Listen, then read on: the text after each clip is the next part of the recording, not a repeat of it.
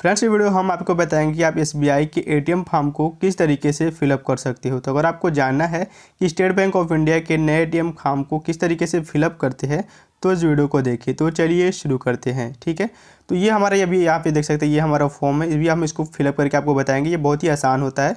तो सबसे ऊपर यहाँ पे देखेंगे लिखा हुआ है शाखा यानी ब्रांच। तो जिस जगह पे आपका ब्रांच होगा उस जगह का आपको नाम डाल देना है। सपोज मेरा यहाँ पे देखेंगे ब्रांच है जो कि यहाँ पे मेरा गोरखपुर है, तो मैं यहाँ पे गोरखपुर डाल दूंगा। आपका जहाँ का भी ब्रांच होगा ना, वो आपको ब्रांच का नाम डाल देना है। वो आपके पासबुक पे देखने को मिल जाएगा अगर आपको नहीं मालूम हो तो। इसके बाद आप यहाँ पे आ जाएंगे, यहाँ पे एक आवेदन का यहाँ पे एक बॉक्स देखने को मिलेगा, तो आपको इस पर चेक कर देना है। तो मैंने यहाँ पे इस पर चेक कर दिया है। अभी यहाँ पे देखेंगे लिखा हुआ है दिनांक यानी डेट डालना होता है। जिस डेट को आप इस फॉर्म को आपको फिलअप करके जमा करोगे उसी डेट को आपको यहाँ पे डाल देना है। तो चलिए हम यहाँ पे डेट को डाल देते हैं। तो हमने यहाँ पे डेट भी डाल दिया जिस दिन को हमें फॉर्म ये जमा करना है। ठीक है, अब इसके बाद हम नीचे आएंगे, यहाँ पे देखेंगे लिखा हुआ है पत्र एप्लीकेशन फॉर्म। तो हम यहाँ पे एटीएम के लिए अप्लाई कर रहे हैं, तो हम यहाँ पे डालेंगे न्यू एटीएम कार्ड। तो हम यहाँ पे एटीएम के लिए अप्लाई कर रहे हैं ना, तो यहाँ पे लिख देंगे आपको। अगर आप सीधे एटीएम कार्ड भी लिख सकते हो या फिर एटीएम भी लिख सकते हो, तो मैंने यहाँ पे लिख दिया एटीएम कार्ड।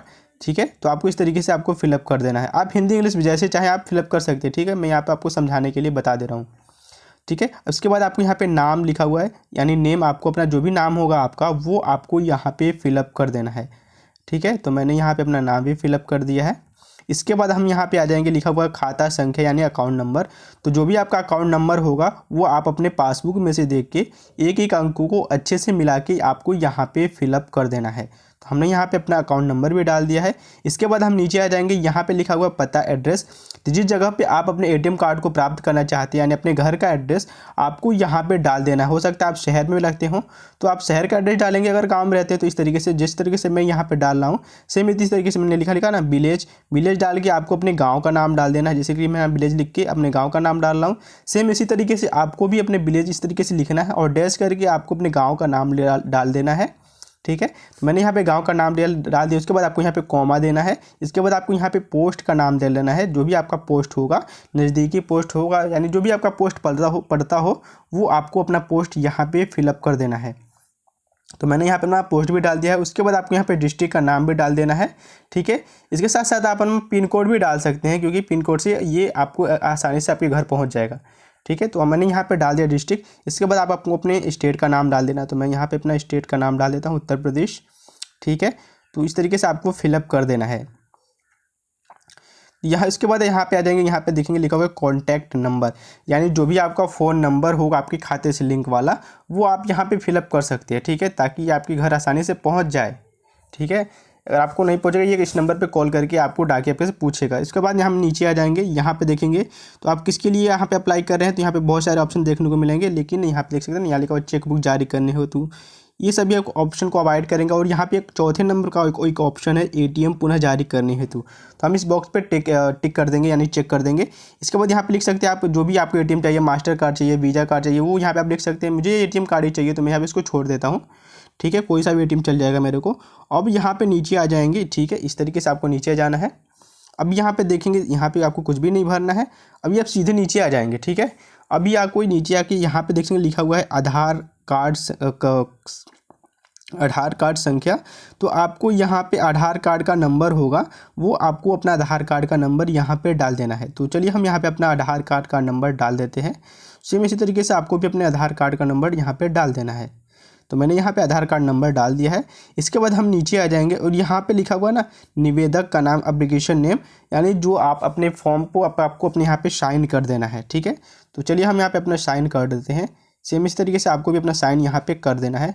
अभी आपके यहाँ पे फॉर्म पूरी तरह से कंप्लीट हो चुका है। अभी आपको यहाँ पे कुछ भी नहीं भरना है।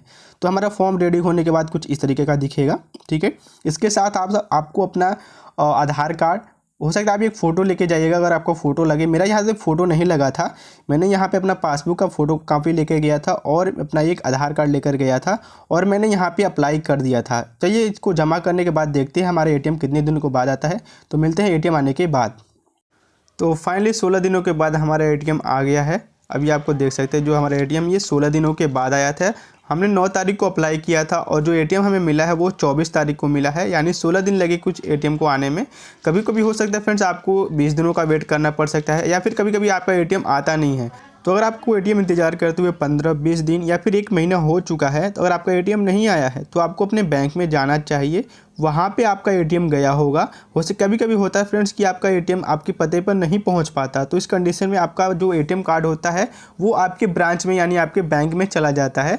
तो आपको अपने बैंक में जाना चाहिए और वहाँ से आपको अपने कार्ड को ले लेना चाहिए। वहाँ पर आपका कार्ड मिल जाएगा और वहाँ पर आपका कार्ड ब्लॉक रहेगा, तो उससे आपको एक प्रॉपर एप्लीकेशन लिख के उसको अनब्लॉक करवाना होगा और वहाँ से आप एप्लीकेशन लिख के अपना आप एटीएम कार्ड अपना वहाँ से अपना ले सकते हैं। तो मुझे ये जानकारी आपको बतानी थी, तो मैंने बता दी। कभी कभी ये हो सकता है, कभी कभी ही होता है, ये हमेशा नहीं होता, ठीक है। तो एटीएम आने के बाद आपको इसका पिन बनाना होता है, तो इसके लिए मैं अलग से प्रॉपर वीडियो बनाऊंगा जिसका लिंक आपको डिस्क्रिप्शन में मिल जाएगा, या फिर आपको वीडियो के एंड स्क्रीन पर आपको उसका लिंक मिल जाएगा।